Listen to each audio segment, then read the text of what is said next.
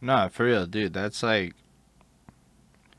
I don't know how much you can speak on the NFT part, but like your whole life is like when you read the business books, right? And they describe how you're supposed to reinvent yourself with the times in order to stay relevant. I mean, you done did that like over and over again, right? Like you're a little metalhead kid, you know, right? Playing guitar and shit.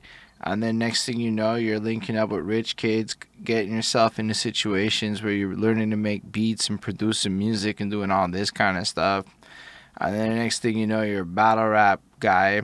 And then, you know, that turns into, you know, pioneering a lot of internet shit along with the battle rap stuff. You're a promoter guy, festivals, like, and then you're like, nah, I'm gonna just go become a singer. Fuck all that shit. I now like NFTs. Fuck battle rap. Not in, like, in a bad way, but like it's like Yeah. you're never gonna be a boring dude for like the history. You'll always you're like one of those guys who will be like 87 and be like doing more relevant shit than the hip dudes. I just think like, man, like, bruh, um, if I could go to the United Nations just off of trying to gather people to battle rap, I could do a lot more if I focus on other people. That, like, now I want to set something up that's not just for battle rappers. I Mm. want to set something up that's for artists. I want to set like what is happening now with the NFTs. We have a project that's called the Mommy Project. It's Mind of MADD ILLZ. My NFT collection is called Mind of MADD ILLZ, and the reason why I look like a zombie is because in my mind we're in this post-apocalyptic kind of like world where all of our like heroes are zombies. And I have like a biggie piece that I do like a bunch of like different zombie pieces, that's part of the collection. But anybody who buys any one of those NFTs gets in on the community that I'm starting to build. That's going to be the backbone for the Mommy Project, which is a total separate company. Mm-hmm. So the Mommy Project is going to be an art gallery. It's going to be a digital art gallery that manages these NFTs, and they're going to be 1,000 assets. So you're going to get 100 um, physical artists, so like painters, woodworkers, glass blowers, 100, and team them up with 100 musicians, so vocalists, producers, pianists, whatever. Mhm. They do 10 pieces collectively. That's 1,000 pieces for your project. So now of all of these 1,000 pieces, now each project you have two artists working together to help try to sell this piece to their people. But as an organization as a whole, we're trying to sell these pieces off to uh, local government, corporate businesses to invest into the arts. So what happens when you make a purchase, and these thousand, so if it's 1,000 NFTs and we're selling them for $500, we're talking about $500,000 project. Some of these sell for way more than that. So we're gonna say at this point, until I can collect them all, we're anywhere in between a $500,000 and $1 million project for these NFTs. So what the goal is to do is every purchase, it's a self-funded community building program for the arts. So there's a lot that's encompassed in it. Um, certain like every purchase, there's a percentage that goes to local charity. It has to be local. Every purchase is going to be tied to a charity, and a certain percentage of it is part off for digital real estate in the metaverse and physical real estate. We're buying land to build tiny homes on for tiny living spaces with live gardens, with an art gallery that's going to house these NFTs. And try to solve the housing crisis that's in Orlando, that's in Florida. Like, it's fucking crazy. Like, it's insane. Rent is insane out here. So there is land that is available, that is affordable, that you can develop on, and that's going to be better for the community. So these projects, they go to funding bigger ideas, and that's just one project. So I want to take this project, do it in Orlando, and there's enough people in Orlando and in these cities where you can do these projects quarterly and still have enough funds being dumped into it by different companies, and then take it to Miami, take it to New York, take it to, and all of the mommy project will be set up just like grind time chapters are, and they'll be managed within their own city, and there'll be a physical art gallery that you can go to and living spaces. So you can designate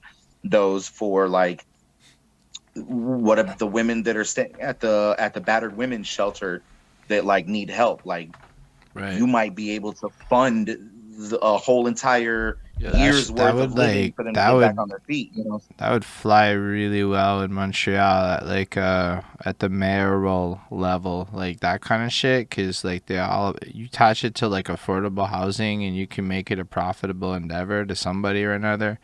That shit would do really well Yeah. here. So I think that's kind of like the level of thinking that I want to be on, as far as how I want to affect people on this earth, you know, because I'm a creative and I can't help but be creative no matter if life is good or bad. I'm still going to be making music. I'm still going Mm. to be doing my art. So now it's like, okay, any kind of a chance that I can get and I can put it towards something that would pay off in the future, not just for my own pockets, but like, Mhm. so my daughter can have somewhere to be proud of and say like, yeah, like my dad built this, and have my family say like, yeah, like he really helped people out. Like I don't want to be, I do not want to be the guy who works 9 to 5 his whole life and dies and a couple people love him. Like, as selfish as that might seem, like I want you to have a million stories when I die. I want you to say like, yeah, Ills did this, he fucking did that, he went over, like I was active. I didn't play around with my time, and I made sure that like I lived a full life, no matter how I end up when it's over. Mm. I would Mm. say that that's not that selfish. It's just setting a bar that's Mm. super high. Yeah, nah. And this is a journal entry. You know what I mean? Like this, the story out your own mouth type shit. You know, Yeah. that's why I enjoy doing this too. Is like, yo, I get to know all the homies wild better than, Yeah. like it's crazy because it's like, yo, whenever we're doing some shit, it's just like the shit we're doing, and then we're just kicking the shit about whatever's going on or some other shit like that. Like rarely do we ever get to talk about like everything. You know what I'm saying? Like, Yeah, yo, yeah. what the fuck That's we why I what the like fuck these was types of interviews, because they're very open format. Like, you could just, Man, it's so cool. when people have like a 1 hour time limit, then it's like, man, always we're talking about was battle rap. That's all we got to.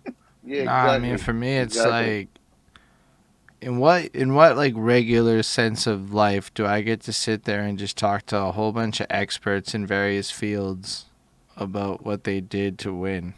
Like, yo, this is the best. This is like a great experience. Like I'd be You need to reading write a book.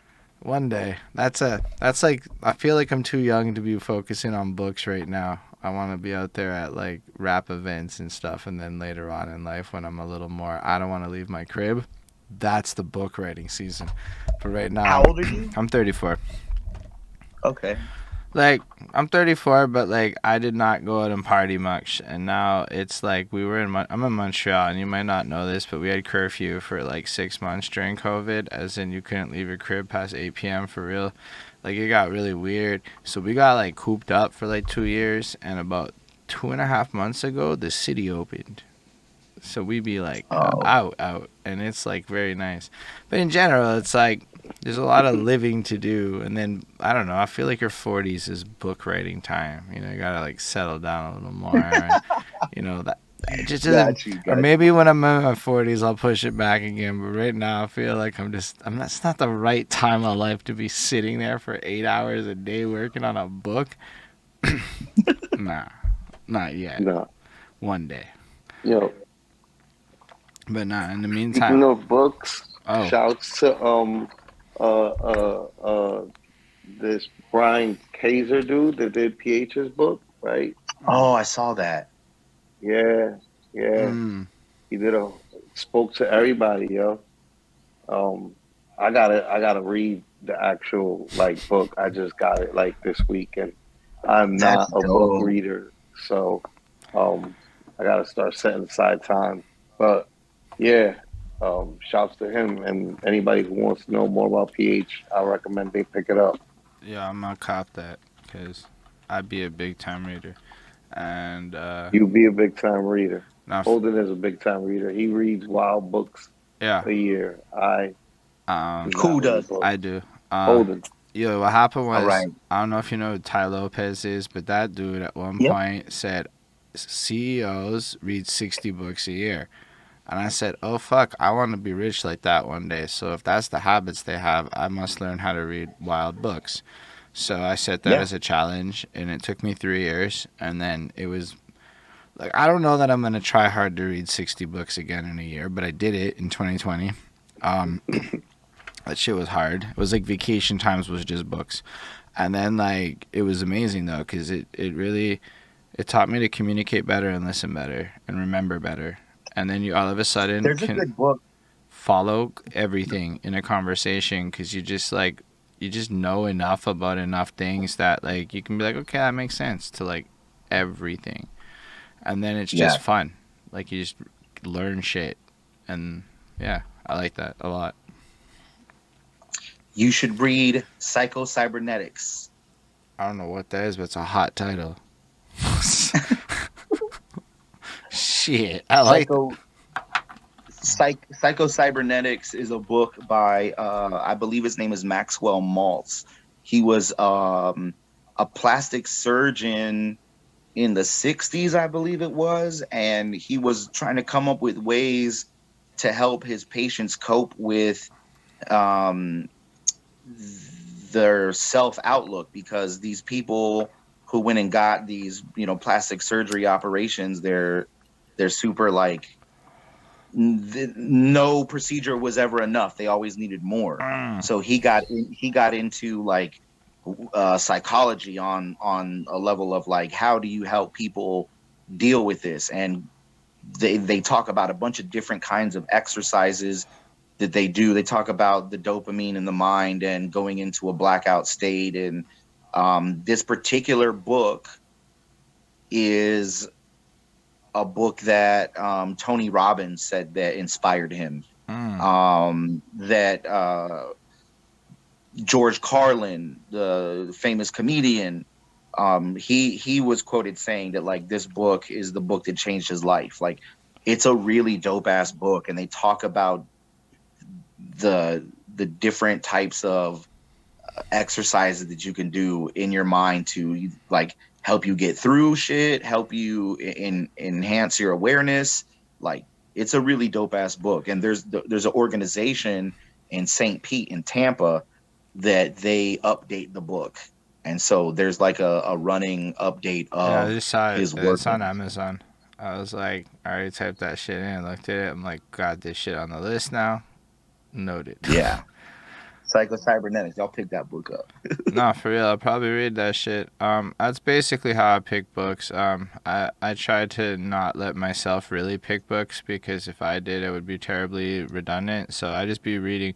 I don't know where I get books sometimes. Like I'd be like, I don't know how I got this or who picked it or how it ended up here, but then I'll just read the shit because it could be the most boring motherfucking book I ever read in my life. But you know what? Nobody else gonna be reading that shit, so it could be useful. Write a song about some shit on that. It's kind of like fashion in a sense, right? If I learned anything from Flacko in New York, it's that if you can get some shit that's really hard to find, that shit's hot. So I try to do that with knowledge. Got you. It's actually That's funny. it's effective. But so aside of the NFT stuff, what do you have coming next in your world? I have I have enough songs where I could do a release every month for the next about year and a half that are just like in the can. Mm. Oh, wow. Um Been working but hard. yeah, I still continue to record. I'm creating a lot of these NFTs to set up for the future. So a lot of NFTs have music in them that I'll never release. So if you own the art piece, you own it, and you can have an exclusive song that nobody else has.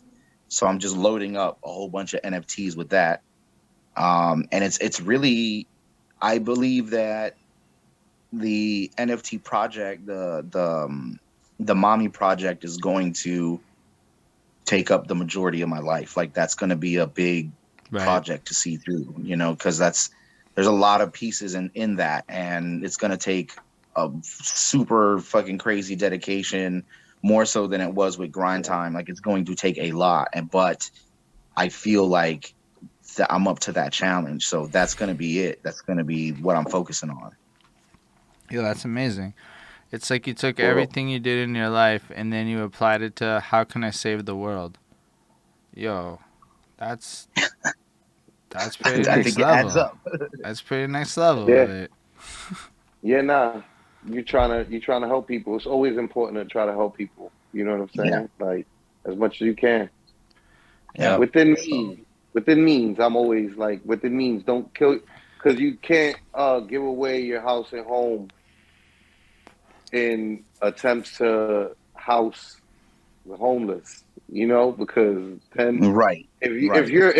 if your mental state isn't uh in a good place, then you're not in a good place to help people. You Right. know, Right. and and you got to take care of home before you can help everyone. But once you take care of home, like take care of everyone as much as you can. Take Facts. care of as many people as you can, and do as much good as you And can. You also know.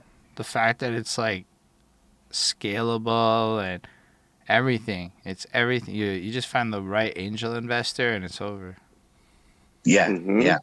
So we the people that we have with their eyes on this right now could be a it's over situation. So I'm just I'm Mm. really working at refining what we're doing and setting up the system for it to be easy and not be rough, because of course right now the NFT market, a lot of shit is down. A lot of people are scared of it. Like we definitely want to come out and say like, look, this is our project. This is exactly why you need to buy these things. It's not a scam. It's not anything. Like there's a lot of shit going on that's like fucking people up in the NFT world because they just don't know about it. So Mm. we're set up to educate people. So when you get into our community, it's some serious shit. I So wonder if everybody like who yeah. I wonder if a guy like CoffeeZilla doing like a positive piece on you would influence people. Cause that dude be tearing down everybody. It's a scam. So it's like to find those guys and then have like those people comment on it. I'm like, yo, that would make me believe your project without even thinking deeper. Right, like, and that's why I feel like this NFT world, this crypto world, I really think finally, out of all the work that I've done my whole life, like technology's finally caught up to the idea that I want to Mm. have for building a platform. Like I feel like I'm built for this, because even with Gorilla Republic, we've been building, even with Grind Time, we've been building communities since we first started, since Lounge Battle, since 2003.